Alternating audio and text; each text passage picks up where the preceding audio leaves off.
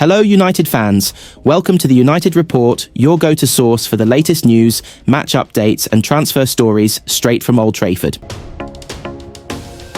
Marcus Rashford's Manchester United transfer saga has continued to rumble on this month with each passing day, making it seem all the less likely that a resolution will be found. When Rashford was dropped from the squad that beat Manchester City at the Etihad Stadium, the consensus was that it was a warning to the forward to buck his ideas up. However, it ended up being the beginning of the end.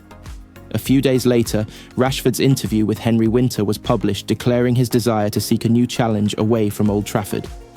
He insisted that when the time comes to leave United, he will not speak ill of the club, nor does he want to leave the Reds on bad terms. Those objectives are admirable, but with each passing day, they seem harder to accomplish. Rashford missed the trip to Liverpool due to illness, and it was assumed that was also the case for his absence at Arsenal. Whether it was or wasn't, Rashford was not missed in either squad as United continued to move on without him. Now, the forward has taken to social media to post himself in the gym, training hard, and confirming he is now recovered from his illness. At first glance, this feels like a clear message directed at Ruben Amorim and United, expressing his desire, without the use of words, to play for the Reds again before a move is sealed. However, it could also be interpreted as a message to potential suitors. It is believed Rashford's agent and brother Dane has been in Europe exploring options for his client and sibling. You would not be surprised if Dane has been met with questions over whether the winger is worth the investment. Let's not forget, Rashford is on a hefty wage, and his form has not reflected the salary he currently receives. He has not played since the beginning of January, and potential suitors would need reassurances that Rashford could hit the ground running, if required. His post on social media, showing his dedication to staying in shape, is perhaps the strongest message yet that he is in a position to play for a new club straight away.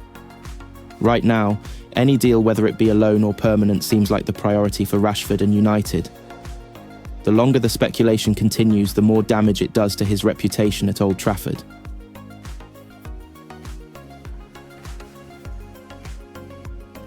It seems ludicrous to suggest a trip to the Emirates or Anfield could be an easier assignment than a home clash against a so-called smaller team. Yet when character is an issue in your side, maybe it's not so far-fetched a suggestion. Manchester United did something only 6 teams have managed this season when they stopped Liverpool taking all 3 points in the recent Premier League clash at Anfield. They then dug in and managed to take their FA Cup tie with Arsenal to penalties, despite playing more than an hour with 10 men following Diogo Dalot's expulsion. If a side can do that, having been battered by Newcastle in a 2-0 defeat that could easily have seen the visitors score 4 or 5 by half-time, a result that came just days after being beaten by relegation strugglers Wolves, something must be wrong. Bruno Fernandes suggested as much following the draw at Liverpool, telling Sky Sports, "Obviously, I think it's a really good result. And we could have won the game in the end, but I think it's a fair result. Both teams played really good, and it was intense football. There were chances for both sides, but we can't be satisfied.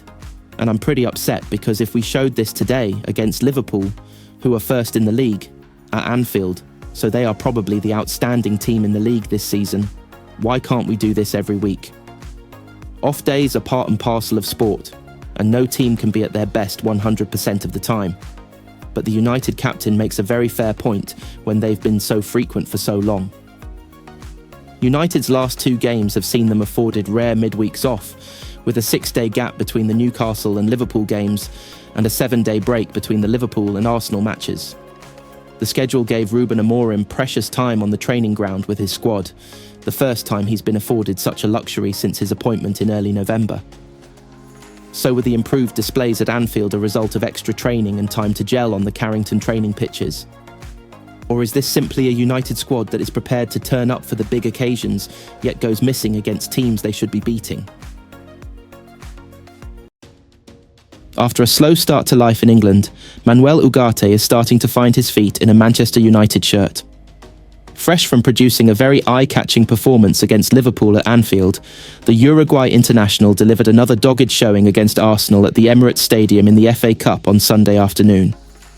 For the second game running, he started alongside Kobbie Mainoo in the centre of midfield, tasked with stifling the home side and giving United as much grit and determination as possible. The 23-year-old is quickly establishing himself as the midfield battering ram United have been lacking. He was not as destructive as he was against Liverpool, highlighted by his tackle count stopping at 2, but he was just as determined to roll up his sleeves and leave everything on the pitch, and that was reflected in the former Paris Saint-Germain midfielder's post-match social media message. Reacting to the game, he posted on Instagram, "When we have the ball, it's a game, and when we don't, it's a fight. Let's keep it going, always together." Ugarte's social media message, specifically the reference to the need to fight, is the sort of thing United supporters have been longing for from members of the squad. United have regularly been criticised for displaying a poor mentality in recent years, but their last 2 performances have suggested Ruben Amorim is in the process of fixing that problem. Ugarte has been a big part of that fix, being signed in the summer to offer United the aggression they have lacked in midfield for far too long. He thrives on winning the ball back and doing the dirty side of the game.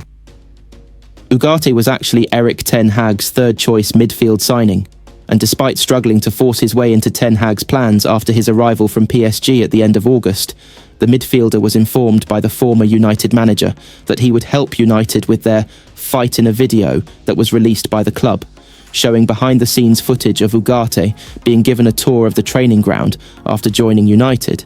Ten Hag and Ugarte approached a wall within the training ground complex that had "Unite and Fight" written on it. Ten Hag pointed to the word "fight" on the wall and told Ugarte, "This guy brings us the fight."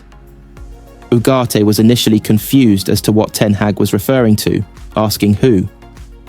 Once he understood the point Ten Hag was making, Ugarte said, "It is normal for me to fight. It's normal." Based on his recent showings, which have been much improved since being reunited with Amorim, with whom he worked with at Sporting Lisbon, Ugarte has regularly demonstrated that fighting spirit, frequently being an aggressor in midfield. Ugarte is developing a strong midfield relationship with Mainu, offering United fans encouragement that their midfield woes may finally be solved with what could be a long-term solution. Ugarte is the disciplinarian United have lacked in the middle.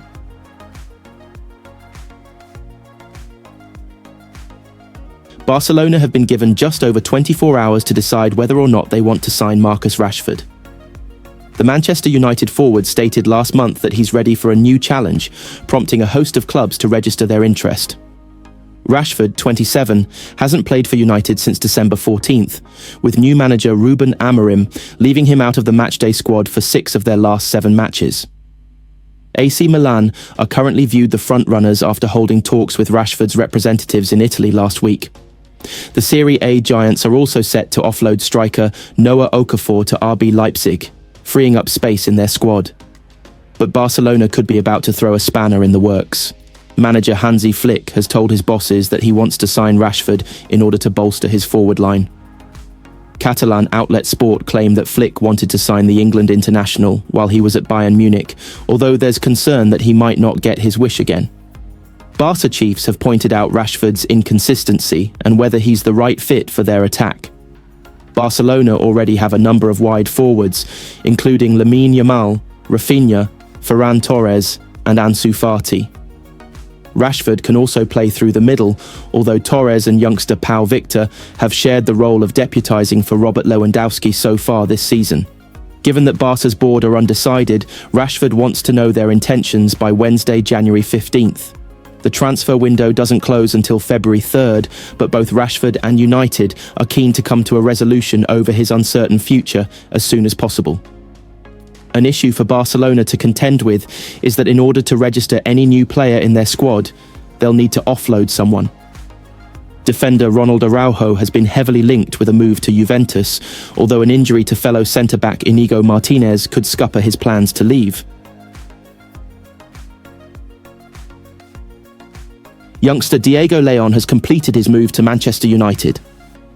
Leon, 17, completed a medical to finalise his move from Paraguay side Cerro Porteño on Monday, and the defender signed a 5-year contract with the option of an additional year.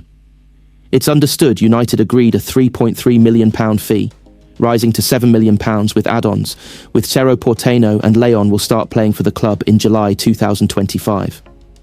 United believe Leon, who is a natural left-back, possesses first-team potential, but he will need time to develop and settle in Manchester. Leon was given a tour of Carrington and Old Trafford following his United medical and was pictured with Lisandro Martinez and Alejandro Garnacho in the training ground canteen.